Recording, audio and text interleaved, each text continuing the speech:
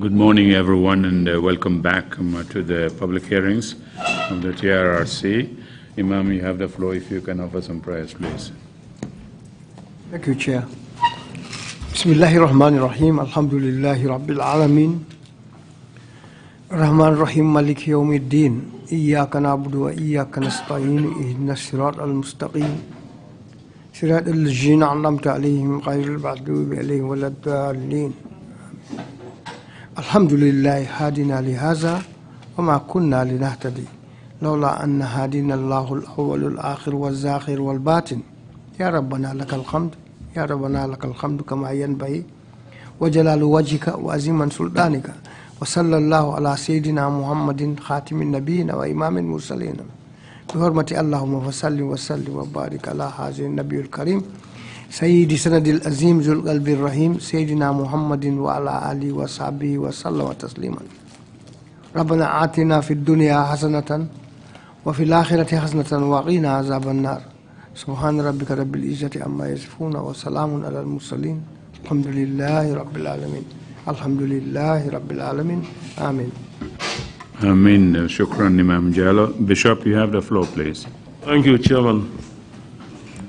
Lord God Almighty, of grace, of mercy, and of compassion, you who creates all humankind throughout the whole world in your image and in your being, you who sustain and provide for all, we call upon your divine mercies and your divine compassion, and we continue to plead also upon your love, you to whom vengeance belongs.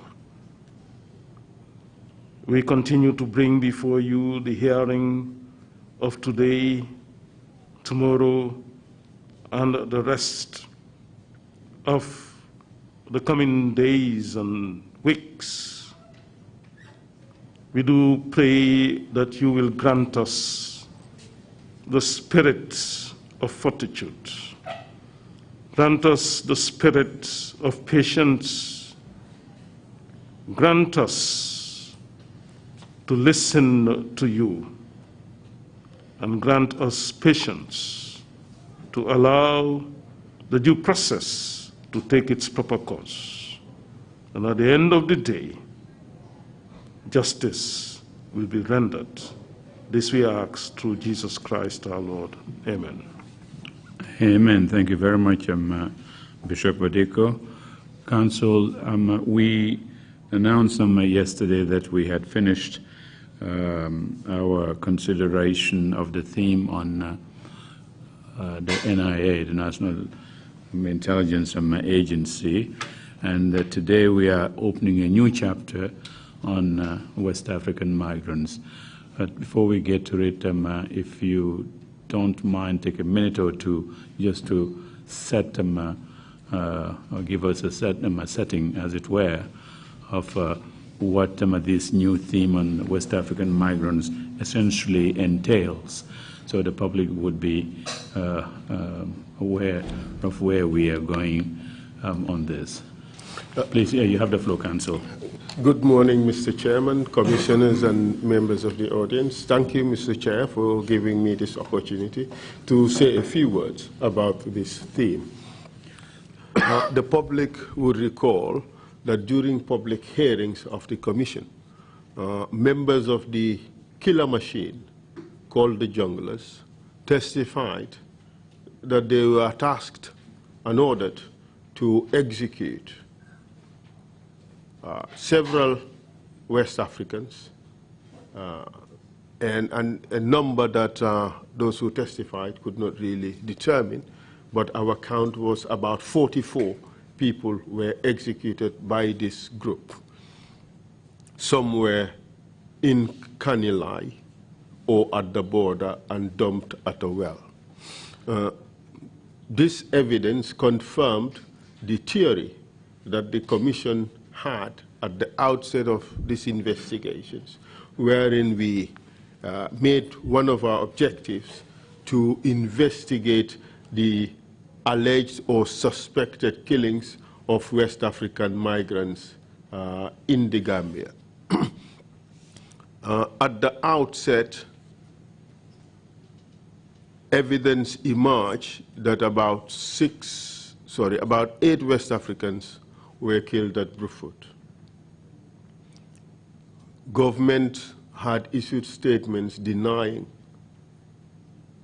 the arrival of a group of West Africans in this country, and government position kept changing depending on the evidence that emerged.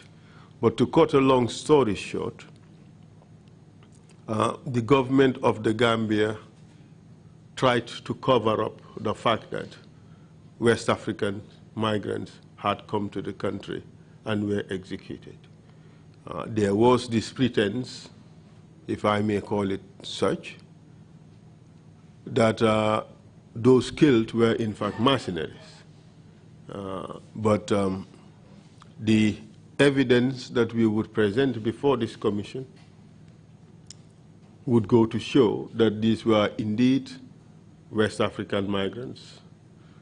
We call them West African migrants because they come from different countries in the sub-region who had gathered in Senegal to take a vessel to go to Spain, but were brought to Gambia through agents and were apprehended by members of the security forces.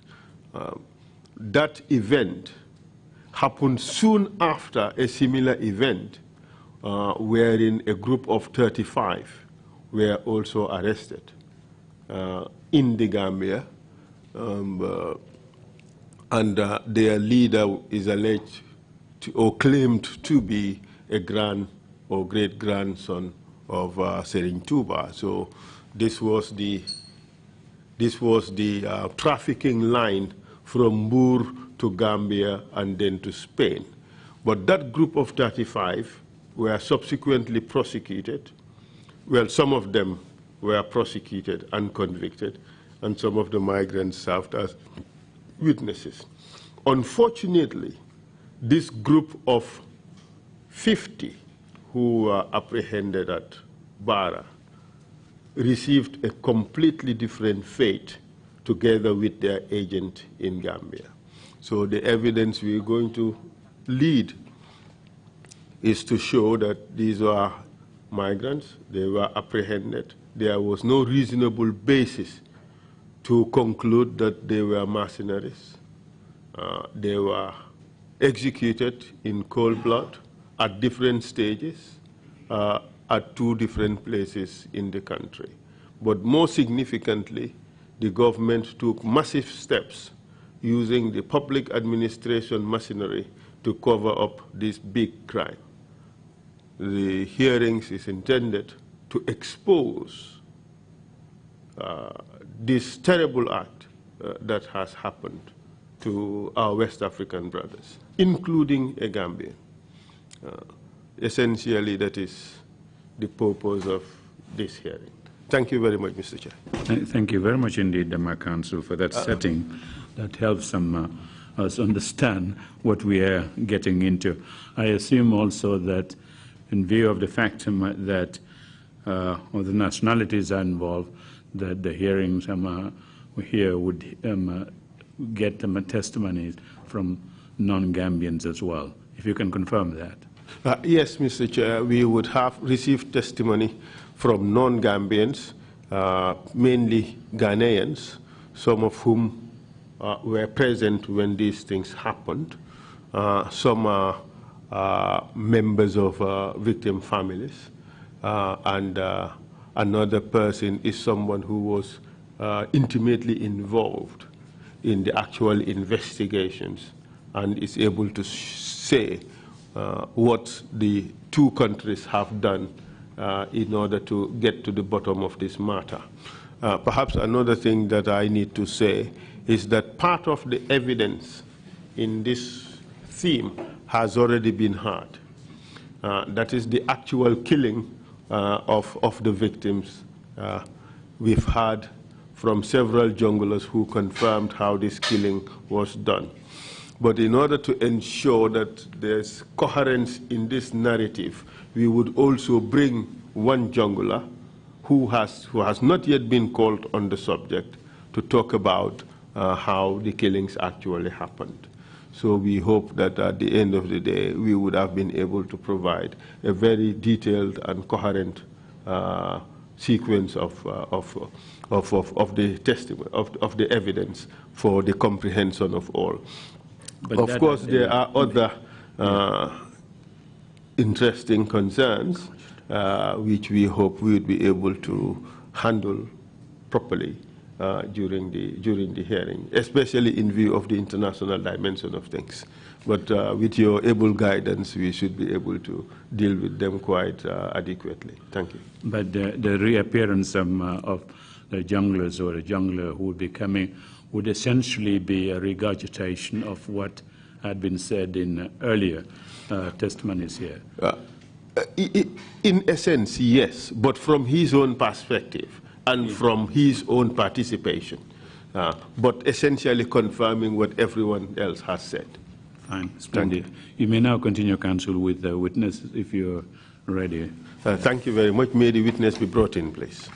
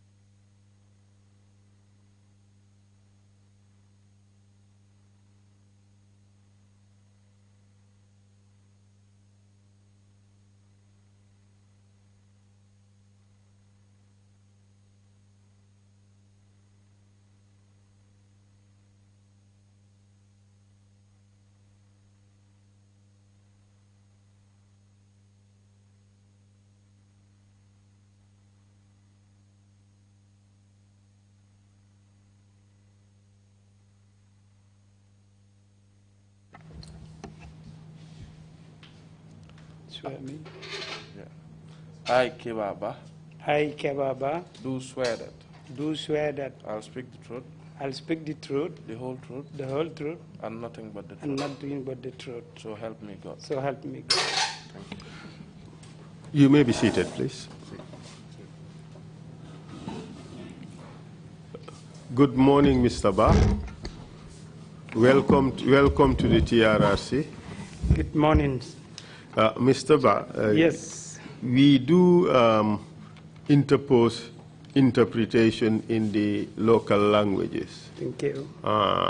In the first place, I ask you, which language do you want to testify in? Wolof and English. You want to testify in both. Why are you so greedy? Take one. English. English. But feel free to speak in Wolof if you want to. Thank you, thank you. All right. So can we have interpretation in Wolof, please? Mr. Witness, you've just taken an oath to speak the truth. It is an offense under the laws of this country to lie under oath. It is also an offense to provide false or misleading information to the Commission. You understand? Thank you. Good. So the interpreters, are we ready? Okay. So before you respond to my questions, please allow the interpreters to interpret in Wolof, and then you would respond. If you choose to speak in Wolof, fine. If you choose to speak in English, that is also fine. Speak whatever Gambian language you wish, and it would be okay. All right? You understand? Thank you. We want to talk to you about the events of 22nd July 2005. dañ bëgg waxtaane xew-xew yi nga xam ne moo xewoon ñaar fukki fan ak ñaar weeri July 2005. But before we do that, could you provide us with your full name, please? waaye balaa ñoo def loolu nag ndax di ñu mën a wax sa tur ak sa sant. Yes, my name is Kebba Bah. maa ngi tudda Kebba Bah. What is your date and place of birth? kañ nga juddu ak fan nga juddoo. 13 March 1962 at Bara. fukki fan ak ñett ci weeri March 1962 si Bara.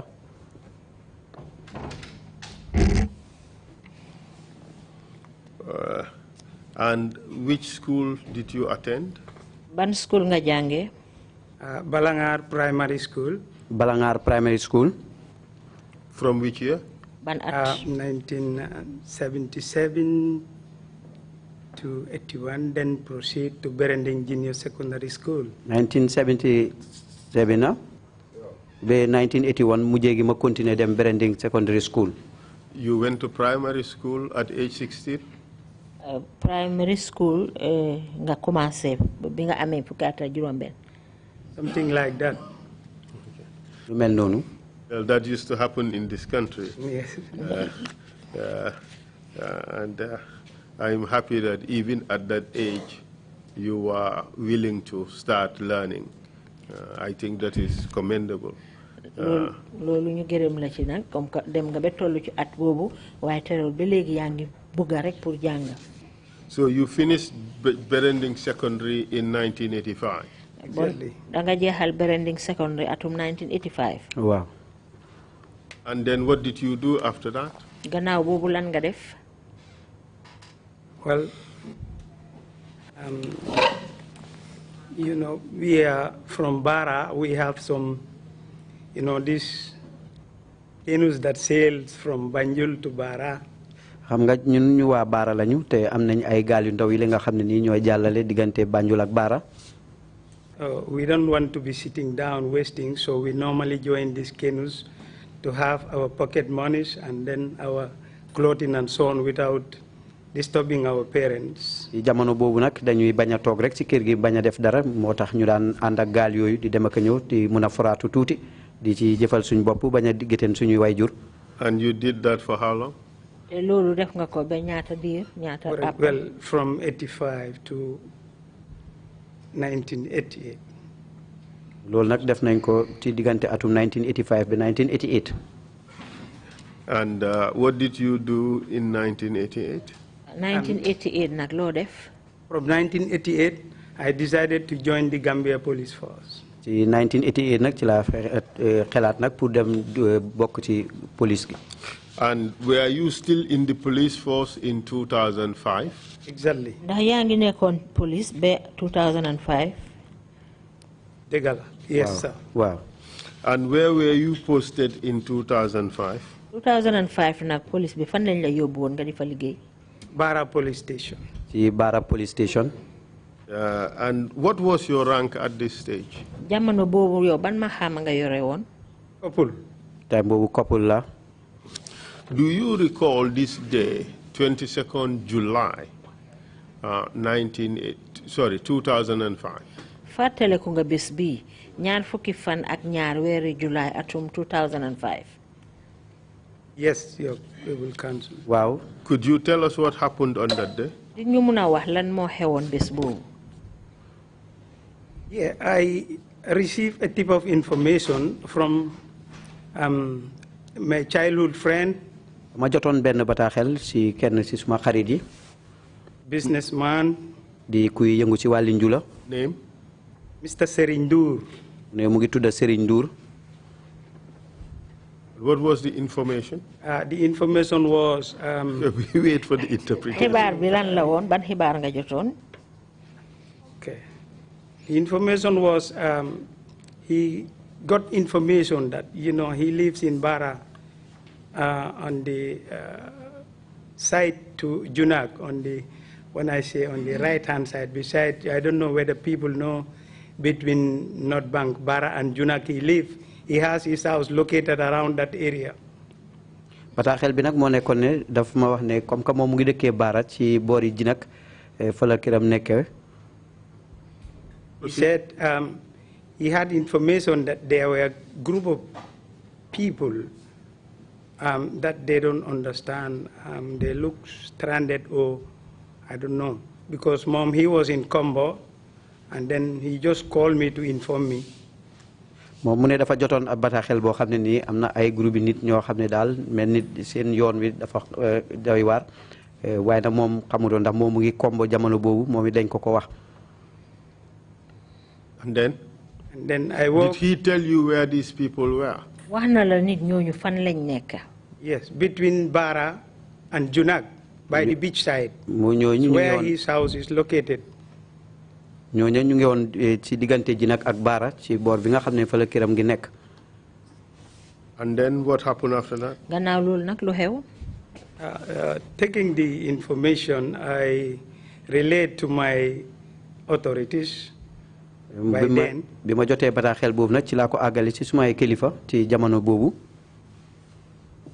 And that found me on duty because in those days we worked 8 hours from, 4 to 12, and then from 12 to 8, and then 8 to 4 o'clock. jamono boobu nag mu ngi fekk maa ngi liggéey te ndax jamono boobu juróom-ñetti waxtu lañ dee liggéey ci bés bi di ko daggee ñeenti waxtu yi dem ba juróom-ñetti waxtu yi jëwaat juróom-ñetti waxtu ñebe fukki waxtu ak ñaar. Yeah, the demarcation was it was shifted in 3 shifts. Those will work in the morning, close. Others will come for afternoon, close, and others will come for night. ay liggéey bi nag dañ ko xaajoon ci ñetti boor ñii dañuy xëy ci suba gi ñii gontu ñii dal di fanaan. And what time did you receive this information? yow ban waxtu ci nga jot xibaar boobu. Well, I can't remember, but it's about from 4 o'clock to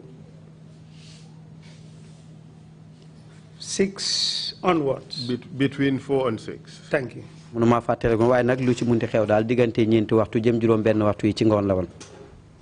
And you said you reported to your authorities. léegi nga ne nag bi nga jotee xibaar bi yow da nga ko yëgal sa ay kilifa. Who in your authorities did you report to? ci kan nga ko yëgal. By then I have Inspector Jawara Demba was my SO. jamono boobu nag Inspector Jawara Demba moo nekkoon suma SO. And by SO you mean station officer? Station officer. Sorry. And what did you tell him? lan nga ko wax.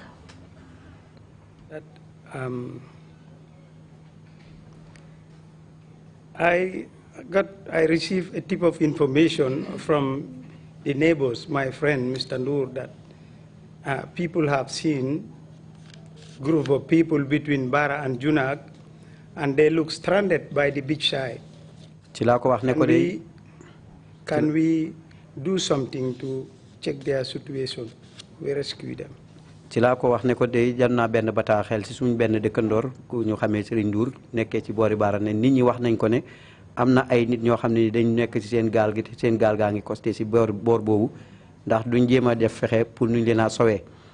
He did not say anything about gaal. He said they were stranded.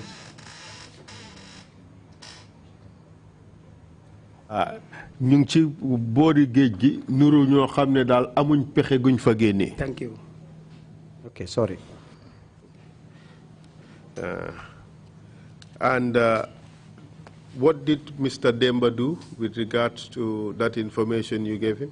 sa Demba nag ba nga ko joxee xibaar boobu lan la def. I was number one to be detailed. maa nekkoon pour njëlbeen koo xam ne nii nag dinañ ko leeralal. And then we were able to get 2 boats, 2 local canoes from Bara. lañu fexe nag am ñaari gaal yoo xam ne nii ci Baara. Boarded by experienced sailors within, Bara Banjul. That is one Alaji Jassam. dawal ko nag di ñaar ñoo xam ne ñu màcc lañ ci dawalam gaal diggante Banjul ak Baara kenn ci di Alaaji Jassam. And the other one was Mr. Ndour, who is Pa Ndour, who is late. keneen ki nag ndem si yàlla Pa Ndour la. And what was the purpose of that? lan woon jubluwaay boobu. That was to go and rescue them from where they are, because it was getting late. And that distance between Bara and this place, Junag, is full of these, wild animals, like hyenas and so on. jubluwaay bi nag moo doon pour dem sawe leen ndax diggante boobu sori woon na te jamono boobu rabi àll yu dangaar ñoo fa nekkoon yu mel ni ki bukki yi. And what did you guys do? léegi yéen lan ngeen def. We went with these boats, 2 boats. lañ dem ak ñaari gaal yi.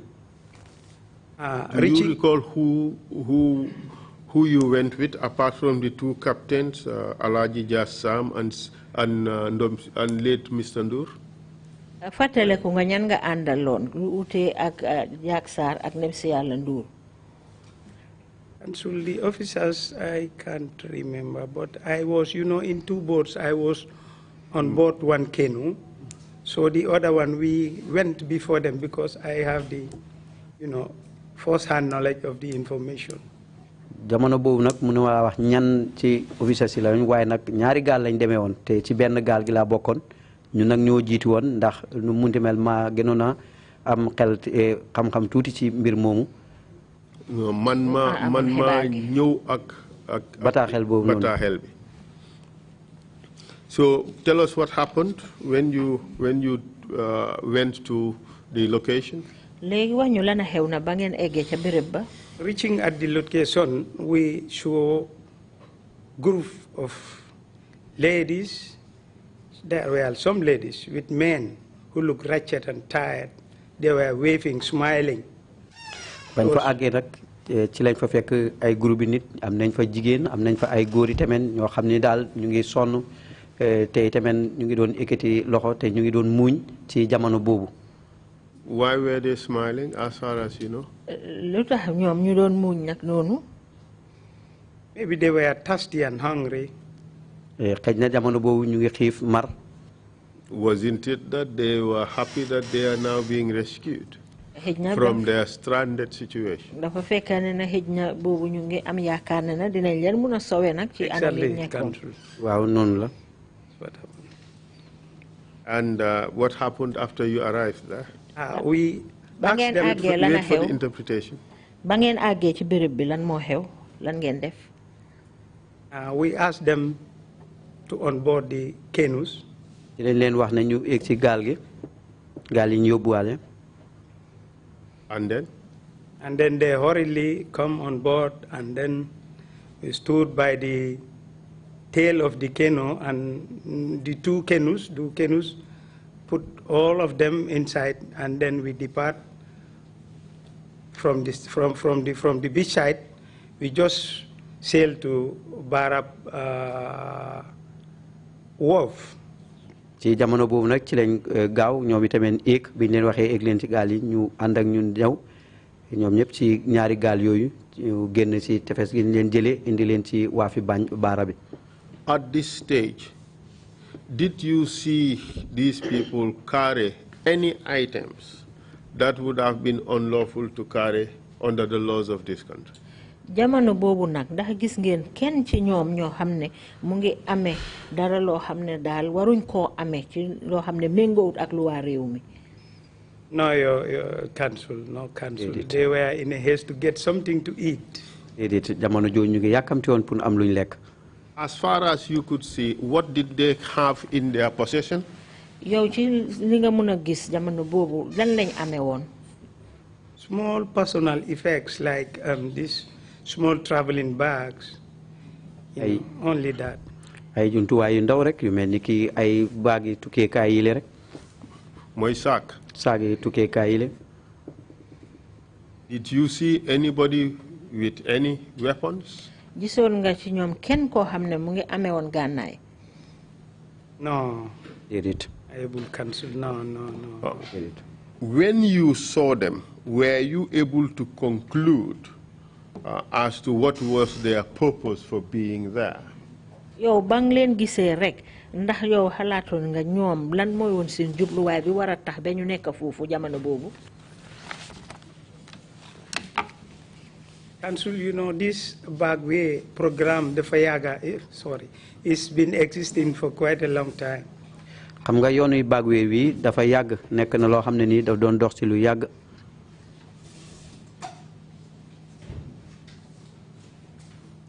Proceed. So I thought maybe they were mistakenly or wrongly dumped around that area. ci jamono jooju nag dama yaakaaroon rek ci njuumte moo taxoon ñu dal di leen kosteloo foofu. Are you suggesting that these were backway travelers? Bon dafa mel ni nga bëgg a wax ne ñii ay tukkikat yi ñoo wax backway lañ woon. Yeah, something like that, because they were with some foreign money, some dollars and so on. waaw lu mel noonu ndax jamono jooju ñu ngi koppar yoo xam ne ni koppar yi bitim réew la lu mel ni ki ay dollar. Did you ask them any questions at this stage? ba nga leen fa fekkee nag ndax am na yenn laajte yoo xam ne laaj ngeen leen ko. Due to the, they were hurried, they were looked to be tasty, and tired. From the picking ground, we just bring them to Bara, to the wharf, where they drop down and hurriedly start buying food, stuffs, buying drinking waters, and so on. Ndek jamono boobu seen nekkin bana mel ñu ngi yàkkamti woon xiif ak luñ lekk ak luñ naan dañ leen jël rek indi leen ñu wàcc dal di jënd luñ lekk ak ndox mu ñu naan. As far as you were concerned, these were migrants. yow daal ci sa wàll gis-gis daal ñii ay tukkikat lañ. Something like that. waaw lu mel noonu. But is it something like that, or that was it? daf ko nuru wala loolu la woon ci boppam. Anyway, I think that is that. foog naa daal loolu la woon. That is that. Mr. Witness, don't leave it to ambiguity. Yeah, they are travelers. Could you answer? Hello? I said, let the witness not leave it to ambiguity. Leeral ko nim gëna leeré. Wow, ñooñu suma gis-gis daal xëy na day gaal bu leen den yóbbu. The boat that was carrying them, maybe he, because normally they travel by those people travel at the back way they go at night. Maybe it was daytime, this man, the boat dropped them there mistakenly, maybe. That's what I think. ci suma gis-gis daal li ma yaakaar moo nekk ni rek comme que gaal gi guddi lañ ko dee doxal bi bor seetee ci bëccëg bi rek ñu dal di leen fa wàccee ci ak njuumte ci li ma foog. Yo, Mike. Did they tell you what was their purpose? ndax ñoom waxoon nañ la ñoom lan mooy woon seen jubluwaay. Yes, ñun because we don't go into that questions and answers with them too much. ñun nag àgguñoo nag ñoom ci laajte yeeg tonte yooyu noonu. Did they tell you who they were and what was their reason for being there? ndax waxoon nañ la ñoom ñooy ñan ak lan moo tax ñu nekk foofu. No, my able country, because what happened is when we came to, they were in a hurry to, get into town and get some food, because we did not have that rapport with them. We were just to rescue them from where they were, because that area, it was getting dark and you have infested with full of hyenas, very wild animals living around that area. So we just want to take them out from that area and bring them to. déedéet ñun soriwuñoo nag ñoom sax ci loolu ndegem ndax ñoom bi ñu wàccee ñu ngi yàkkamti woon lool pour mun a jënd luñ lekk ak luñ naan ndax nag jamono boobu ñoom fañ nekkoon nekk na béréb boo xam ne nii béréb bu raglu la ndeg rabi àll yi fa nekk yu mel ni ki ay bukki. So when you arrive at Bara, where did you take them? léegi ba ngeen eggee Bara nag fan ngeen leen yóbbu. We take them to the police station where we met other sister forces, immigration and the others, and those people start their, regularities as taking names and address, screening them, and that takes time. It went up to around 10, 11 when our time finished, so we closed and left them there. jamono boobu nag ci lañ leen yóbbu ci police station bi ñu fekkante fa ay yeneen i buntu liggéeykaay ñoo xam ne ñu ngi liggéey ci wàlli kaaraange gi lu mel ni buntu liggéeykaay police bi saytu wàlli kayiti réew mi di immigration ñu ngi leen ay seet nag seen i kay def seen i liggéey fa lañ nekk nag ba fukki waxtu ak benn bi suñu waxtu wàcc jotee ñun ñu bàyyi leen foofu. Before you left this station, you said their details were being taken. Where were those details being recorded? Balanga don baye ko fofu ca station ba nak nga ne ñi nak doon binda seeni mbir li nga xamne mom ngeen bind nonu nak ci fan ngeen ko doon def. I am not part of those who were. I was part of those who went for rescuing them. But I know one thing, in a group of people, they will just take white paper and take jottings because they were too much. Maybe they were about, if I can remember, they were about 50 plus, 52 plus, if I can remember. Jamono bobu nak man bokku mon ci ñi doon bind man ci ñi demoon pour sauver leen rek ci la bokkon. Léegi nag li ñu doon def rek mooy comme que dañ bëri ay feuilles weex yi rek lañ jël jënd dal di bind seen i bind man ci ñi nga xam ne dañ demoon pour sowe leen ci laa bokk. As a police officer, is there any record that must be kept of events that have been reported to the police or of which the police is aware of? Comme que yow police nga ndax amut fenn foo xam ne fa lañ dee binda li nga xam ne mooy xew-xew yi nga xam ne mooy am ci police bi ak ni moo doxee jamono jooju amut fenn fuñ ko dee binda. Yes, there must be, there should be. Waaw foog si rek war naa am foo xam ne ni foofu lañ koy bind. Mr. Witness, let us cut the pretense. We all know what has happened, and you all know what your procedures are. Tell us exactly what your procedures are and what happened.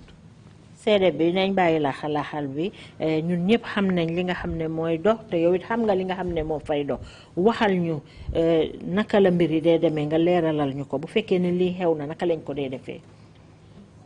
A station diary is kept at every station, isn't it? Yes, council. Police station bu ci nekk daf dee am téere boo xam ne dafa la ñoo binda lépp loo xam ne mu ngi faa xew. Isn't it? That's correct, council. Waaw noonu la. And what is the purpose of the station diary? Waaw lan mooy njëriñi téere boobu ñuy binda xew-xew yi. Just to record the normal activities in and out. moo nekkoon rek mbur bind nag yenn xew-xew yi nga xam ne moo ci am ci biir ak ci biti. If people, suspects, are brought into the station, what would be done with regards to that? su fekkee ne am na ay nit ñoo xam ne dañ leen njorta ñu indi leen foofu ci station bi jamono jooju su fekkee ne loolu xew na lan lañ dee def ak ñoom. That is it. They have to enter it in the diary and then. dañ koy bind ci téere boobu noonu. Is that as a matter of routine? Is that what is to be done all the time? ndax noonu la dee faral di war a amee saa yu nekk. That's correct. waaw noonu la. On this particular occasion, was it entered in the station diary? bés booba nag ca xew-xew boobu ndax bindoon nañ ko ci téere boobu ñuy binda xew-xew yi foofu ci station bi. Council, when the police station, there is a diary, of course, there is diary. But you have to take jottings. Like when you come with a number of people, group of people, the officers over the counter sitting down, they will take jottings, name and address, number of people, exhibit and so right. Then you go to the diary keeper. And he will enter those things. But for us, I mean, from rescuing them from where the infected area is, we brought them to the charge of which it was getting dark, you know, it was getting late, and then they were too much. They were given chance to buy food and this and that and that. And time goes on until it was. Are you avoiding to say that this was recorded in the station diary? Are you avoiding to say that? Could be recorded. It should be recorded. It should be recorded. Was there any reason why it should not be recorded? It should not be. It should be recorded. In fact, as a matter of course, it was recorded and you know that. Council, it should be recorded, but I was not on the diary. I am a rescue officer. We bring them in. There were other officers who were over the counter. And those people are expected to do what they should do, Council. Man nekkumoon ci daayira bi man nekkoon naa ci ñi nga xam ne ñoo demoon di sowee ji leen am na ñu waroon nekk daayira bi te séntu nañ ne ñoom war nañoo def li ñu waroon a def. All right, let's take it step by step. léegi dañ ko jël benn benn. Who were the officers at that time who were responsible for making entries in the diary? ñan ñooy ñi nga xam ne ñu ngi fa doon liggéey te ñoom seen warugal la woon pour ñuy binda ci téere boobu muy daayir bi. Council, every relief has a relief commander. Council aye bu nekk rek am na ku ko jiite. The relief commander is, I was not a relief commander because I was a couple. You are taking us away I'm sorry, from the issues. Okay, no. I'm coming. Just answer the issues. Okay. When we, because I work, Mr. Ndur is a good man, is my friend. But you see, you're taking us to other things you are not asked. Mr. Ndur is a good man. That is not the answer to who was there keeping the diary. I cannot remember exactly, Council. What happened is I have relief commander. I went on the ground, and then each relief were containing men. I think the SO will there tell you how much was in a relief. Mr. Witness. Thank you. Mr. Witness. Yes. Would the station operate without a person who would be making entries in the diary? No. The police station bi dinañ liggéey te fekk amuñ nit ko xamne waru galam la pour muy binda xew-xew yépp ci téré bobu. No. Okay, so there must be someone there making entries of the occurrences in the diary. That's correct. Fok mu am ku fa nek ko xamne dafa war di binda xew-xew yi nga xamne mo xew yépp mu di ko binda ci diary bobu. Yes. In fact, as a matter of procedure, the moment you bring in a person, the first thing you do is to go and have it recorded. Ndax xam sax ci li nga xamne non la liggéey bi di wara doxé bu nit excès rek li nga wara ñëk def moy dem binda ay mbiram ci téré bobu nonu. True or false? Dégala wala déet. Council, you cannot bring large number of people you just write like that. No, they must be accounted. Council, if it is one arrest, you can just arrive. I arrive with somebody and they write this thing quickly.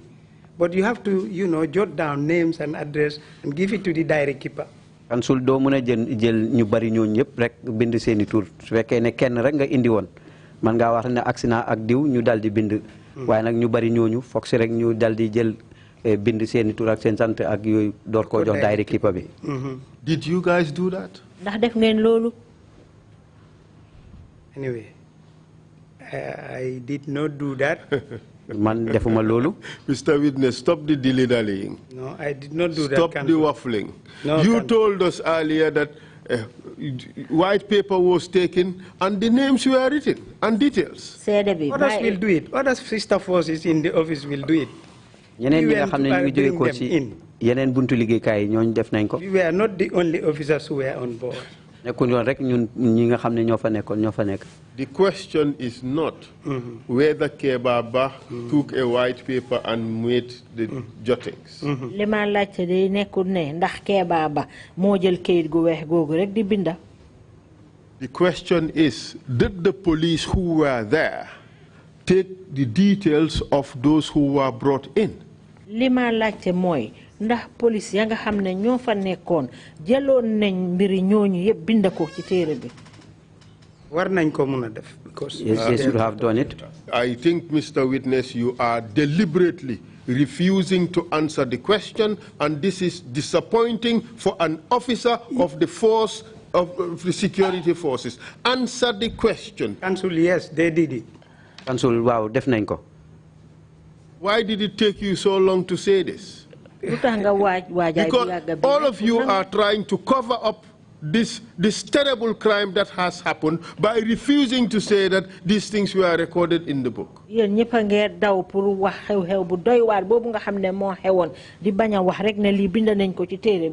Of course it was written. And you know it.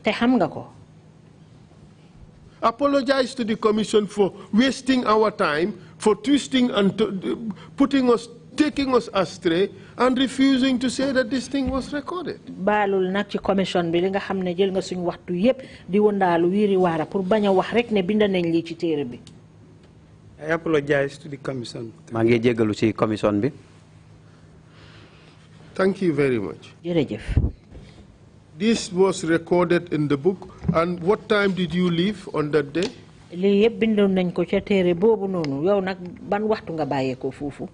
Council leave to where? Leave to go home or leave to the scene? What time did you leave the station? Police station 11 onwards, 11 to 12, because we parade 30 minutes before the hours. When it was 3 shifts, we parade 30 minutes, that is 11:30. The other relief will come, and the other relief will start taking over from 11:30 to 12. Liko daggee fukki waxtoo benn bi mu tegee fanweeri minute jëm fukki waxtoo ñaar ci xaaji guddi ndax jamono boobu nag ci la ñooy rang gannaaw bu suñu ayee jeexee bala beneen ayee di ñëw jëlee ci ñun. As at the time you were leaving, where were these people, the group that were rescued and taken to the station? yow nag jamono jooju nga bàyyee ko foofa ca police station bi ñooñu nga xam ne ñoom nga de woon sowe ji aneñu. I left them at the police station. maa leen bàyyi woon ci police station bi. What were they carrying at the time you left them at the station? ba nga leen a bàyyi ca police station ba ñoom lan lañ yore woon. Small personal effects, bags, clothes, dirty clothes, and so on. They were buying food, drinking, washing. ay jumtuwaay yu ndaw rek yu mel ni ki saagi tukkeekaay yi ak ay yére ak yeneen yére yu tilim di jënd lekk gu ñuy lekk ak lu ñu naan.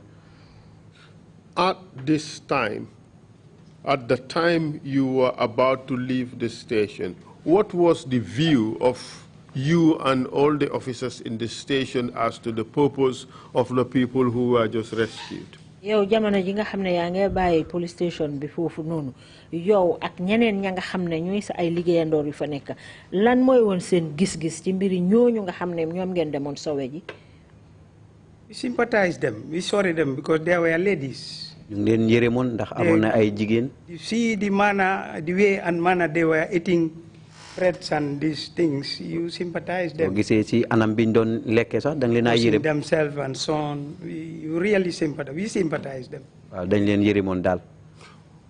Was there any reason, anything at all, to suggest that these people were a threat to the security of this country?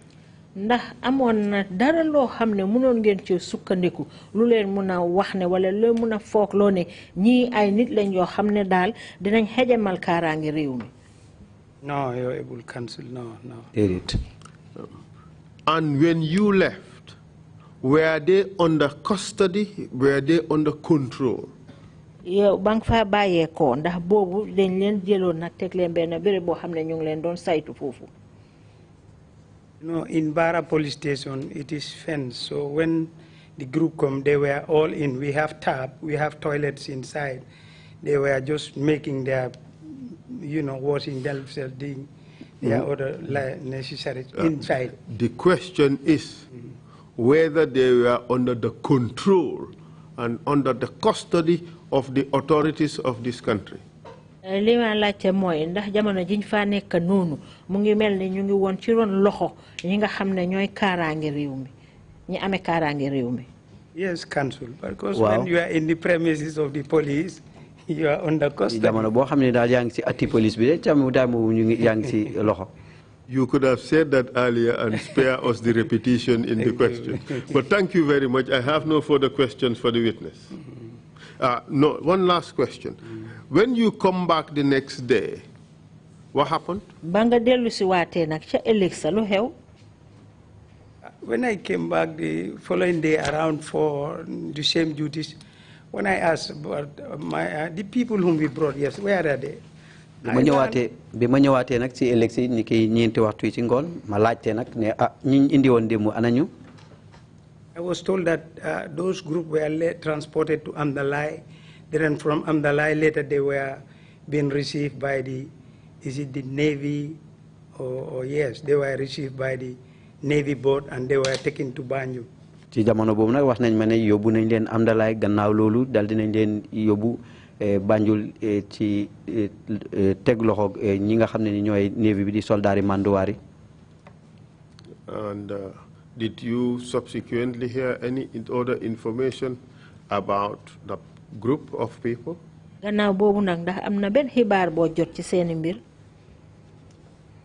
No, I can't remember. I can't hear anything unless and after later, when I heard they found so many, dead bodies at this place, Ghana town. I don't know and where. ci jamono boobu nag déggatuma dara rek ba ci jamono boo xam ne nii dégg naa ne gis nañ ay niw ci boori Ghana town ak yeneen. What did you make of that information when you received it? ba nga jotee xibaar boobu nag noo ko jëfooyee. I cannot say anything because I live in Beira, where we normally pick up dead bodies and so on by the beachside and so on. Boats, they're drawn. Sometimes people drown, and that is known to us. We normally say those type of things. mënu moon cee wax dara ndek baara gi ma dëkk nag léegi dañ dee faral di gis niw koo xam ne ni génne nañ ko ci géej gi fekk sax boroomam dafa suuxoon loolu daal nekk na loo xam ne ni lu yomb di am la. So you believe that these are people who might have drowned, and their bodies washed to the shores in wherever in Burfoot in Ghana town. That was your belief. Mala yow li nga gëmoon mooy ñii ay nit lañ yoo xam ne dañ lap seen niw yi ñu gis leen daal ci tefes gi ci Burfoot foofu yow loolu nga gëmoon. Well, mun na am because daf dee happen ci gaal yi. Maybe it's sometimes usual with the boats. Thank you, Mr. Witness. No further questions. jërëjëf seede bi fii laa am ci laajte yi. Thank you, Counsel, and thank you, Mr. Bah. Counsel, have we been given, or TRRC been given, a copy of the registry containing the names and the entries, and how many people were entered in the register that day? That is one of the most important issues in this inquiry, so I would want to leave it at that for the time being. Okay. Has the witness been helpful in the... Yes, the witness has been very helpful. Thank you, Mr. Chair. Thank you. We'll come back there. Commissioners, if you have any questions, please, Commissioner Kinte. Mr. Bah, thank you very much for testimony. Mr. Bah, jërëjëf ci sa seede yi. I know the terrain you're talking about. I walked it on foot, motorcycle and everything. Xam naa fi nga wax ndaxte dox naa fa tànka dox fa motorcycle. What I want to ask, one, were they closer to Bara or were they closer to Kajata? Li ma laajte mooy fa ngeen leen fekk noonu Bara la gën a jege wala Kajata dina Kajata la gën a jege. It's closer to Bara. Bara la gën a jege. Two, were they in another canoe and you asked them to come over to your canoe, or they were on the shore? And if they were on the shore, was there any other canoe around? Like if they were stranded, maybe there was no fuel in the canoe or whatever. Li ma laajte nag mooy ba ngeen leen fa fekkee da ngeen leen fekk ñu ngi ci biir gaal wala da ngeen leen fekk ñu toog ci tefes gi ndax gis ngeen benn gaal goo xam ne mu ngi fa xëj na ngeen xalaat ne essence am moo jeex wala dafa paan wala lu mel noonu. No, when we arrived at the point, they were deep inside this thick forest. It was getting late. They were not even by the beach. They were just, when they heard of the engine, they all came out, started, waving their hands. bañ fañ leen fekk nag boo sax nekkuñ sax ci pegg tefes yi ñu ngi woon ci biir àll bi ndax mu ngi doon waaj a guddi si biñ déggee suñ machine yi gaal gi rek ci lañ commencé génn di yëkkati seeni loxo. beneen gaal nekkutoon foofu boor boobu. There was no boat. We are the only two boats to rescue them. ñaari gaal yooyu rek la ñoo demoon pour sauver leen. Thank you very much. jërëjëf. Thank you. Imam Diallo, you have the floor, please. Witness, when you met these people, did you ask them where they were coming from? What was their mission into the Gambia? ba ngeen demee pour sauver leen ndax laajoon ngeen leen fan lañ bàyyeekoo ak lan mooy seen tànk ci réewi Gambia. Yes,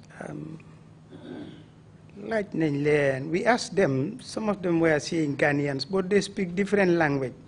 They are speaking French. Most of them were speaking English. laaj nañ leen nag am na ñoo xam ne ñu ne Ghana waaye nag liñ doon làkk lëkkul benn làkk ñii ñu ngi doon làkk français ñii ñu ngi làkk anglais. Fine, thank you. Mr. Bah, how large was your rescue team? You said you were part of the team that went out to rescue these individuals. How large was the team? Mr. Bah, yéen ñi demoon pour sauver ji leen nag naka ngeen tollu woon. We were only two. ñun ñaar rek lañ Two woon. captains who captain the local canoes. That is Alaji Jassam with another brother, Pandur, who is late. ñun ñaar la woon. Those are expert in the sailing. ak yeneen ñoo xam ne ni ñu màcc lañ ci mbiri gaalile Alaaji Jaak Sam ak Pandour mi nga xam ne ndem si yàlla la. Two individuals going to rescue 40-something people? 50-something. Yéen ñaar rek ngeen demoon pour sauver lu tollu ci ay ñeen fukki nit ak dara. Yes, Council, because the area was infested by hyenas, so it was not safe, and we are police, we protect life and property. waaw ndax jamono boobu na béréb boobu dafa dangaaroon uurutoon ndax dafa bëri woon bukki te ñun ni ki liggéey police ñun suñu warugal mooy pour aar nit ñi ak seeni jumtuwaay. So you couldn't risk sending 10 rescue team members just to save yourselves from the hyenas? Bon dafa mel ni bëgg leen woon a ebal lu tollu ci ay fukki nit yoo xam ne ñoo leen di sawe ji ndax rek ngeen ragal rek pour ñu songal bukki songaleen. No, Council, because hyenas will come at Chairman. night. Chairman, my able chairman, hyenas will come at night, and it was getting late. It was not time for the hyenas to come out. jamono boobu duutoon waxtu pour bukki yi génn ndax bukki yi ñoom guddi rek lañ dee génn. Hyenas didn't know that there were 40 people. bukki yi day xamuñ woon ne ay ñeen fukki nit a nga fa de. Well, the arrest and rescue, how did that happen? You went out to rescue these people, not to arrest them. But what was the sequence? First, go and arrest some of these individuals you don't know? I'm a bit unclear on that. If you can just go over the sequence from rescuing them and then arresting them. Dafa am lu ma leeru na bo ma ko mënee leeralal naka la mbir yi toppalante da ngeen dem pour sauver leen ba pare door leen a arrest wala da ngeen dem arrest leen sauver leen.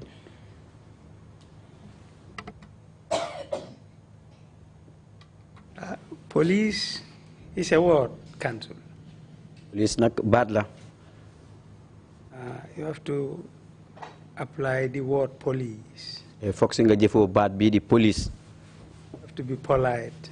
si nga nekk koo xam ne ni ko am yar nga. You have to be obedient. foog si nga nekk koo xam ne ku dégg ndigal nga. You have to be loyal. foog si nga nekk koo xam ne ni ku wéeru si ndigal nga it. You have to be intelligent. foog si nga nekk ku màcc si liggéey. To get courtesy. nga war a nekk ko am yar. If you are given an information, fekkee jot nañ la ab bataaxel. you apply this word police. nga jëfoo baat bii di police. You should know what to do. war ngaa xam lan nga war a def. Because you were taught, you were trained. ndax dañ la tàggat dañ la jàngal. We were trained by then Nigerian police expert Mr. Okundayo. nag jamono boobu Mr. Okundayo di benn Nigerian bu màcc ci wàllu liggéey police moo ñu tàggat. I was sorry to interrupt you, but I was asking for sequence, not Boy Scout rules. Sorry, and sir. what did Sorry, happen. sir. Sorry, sir. That Sorry. one. Please go on. That is why we did not demand for that the arrest. We just went to demonstrate our policing skill. loolu nag moo tax nag demuñu woon rek grip demoon nañ rek jàpp leen waaye nag dañ jëfoo woon nag li nga xam ne nii mooy suñ métier si wàlli police. Yes, Commissioner Jones, have the floor, please. Thank you, Chairman. Chairman. Mr. Bah, it appears you were about to correct the chairman when he said 40-something West African migrants. dafa mel ni dang doon bëgg a jaajanti chairman bi jamono bi mu waxee ne tukkikat yooyu tollu woon nañ ci ay ñeent fukki nit. Can you please tell this commission whether you did a head count on the number of people that were rescued? ndax di nga mun a wax commission bi nag ñooña nga demoon sowe ji ndax konte woon ngeen leen. Wow, yes. We count them when they boarded because it's 2 canoes. waaw compté woon nañ leen jamono bi ñuy yéeg ndax ñaari gaal la woon. Each boat contained about 20 something. gaal gu nekk eboon na lu dem si ñaar fukki ak dara. waaw. Can you give a definitive number, or you don't know? No, it was 52 plus. I can't exactly remember the number, but I know it's 52 plus. mënuma xam nag ñaatal nag la woon waaye nag xam naa daa juróom fukk ak ñaar ak lu teg. Okay, thank you. Mr. Chair, this is a bit murky water, and that's why I didn't raise it with the witness. He doesn't know how many people there were. There's just the belief that there might have been about 50 or more. And that is why I did not raise it with the witness. The next witness will tell us about it, who actually did a physical count himself. Okay. You know, that's good I mean, there are lots of things that the witness does not know. So he could only talk about what he actually knows. And that is why I limited it to just what he knows. Fine, that So the clarification. next witness can clarify a host of other issues. That helps. Well, I hope he knows how many canoes were there. No, two. Yes, he said 2. Okay. Thank you. Thank you very much. If you have any concluding remarks to make on canoes and numbers, please go ahead and do that now, Mr. Witness, and we will then conclude with you. Please go on.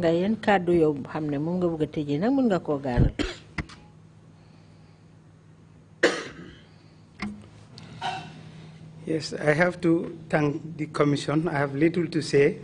dama war a gërëm nag commission bi ndax am naa lu tuuti lu may wax.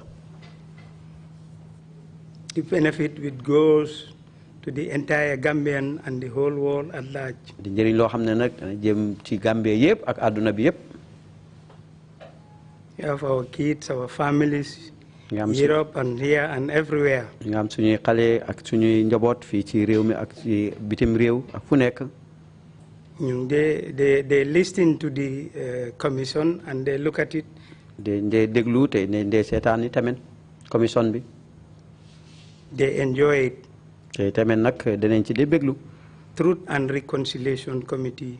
ci li nga xam ne mu ngi jëm ci wàlli seede ay dëgg ak mbiri jubo comité bi nga xam ne ñoo ko saytu. It's good. lu baax la. In our manual, there is a saying which says, find the facts, mind the feelings. ci kaw nag li nga xam ne nii mooy suñu taxawaay ci buntu liggéey bi dañ de wax ne nag ñu seet lii dëgg bi tey tamit nag fàtte li nga xam ne nii loolu la def si ñun. We are police. ñun ay police lañ. We are paid by you people. ñun nag yéen ñooy fay di Gambien yi. We will try. danañ fexe jéem. to deliver our service. àggale nag suñu service. to the maximum. ci nu mu munti toll. as expected. ci li nga xam ne moom lañ séntu ci ñun. There was a police advisor, Mr. Famara Jammeh. amoon na benn ku daan yedd nag police di Mr. Famara Jammeh. He will tell us if people tax are collected and give it to you. bu ñu wax nañu ne bu fekkee ne naamaay nit ñi dajale nañ ko jox la ko. You receive that salary without delivering what is expected. tey tamit nag nga jël nag xaalis boobu noonu te àggale woo li nga xam ne loolu lañ séntu ci yow. is fire. loola kon safara la. Famara Jammeh used to tell us that. Famara Jammeh na moo ñu daan wax kàddu yooyu. So with that advice. ci kaw ndig loolu noonu. myself and everybody and the young ones. suma bopp ak ñeneen ñi nga xam ne ni ñu ngi ci. Let's serve them. nañ leen àggalil suñ service. Let's demonstrate our police work. nañuy wone nag lii di baatab police bi.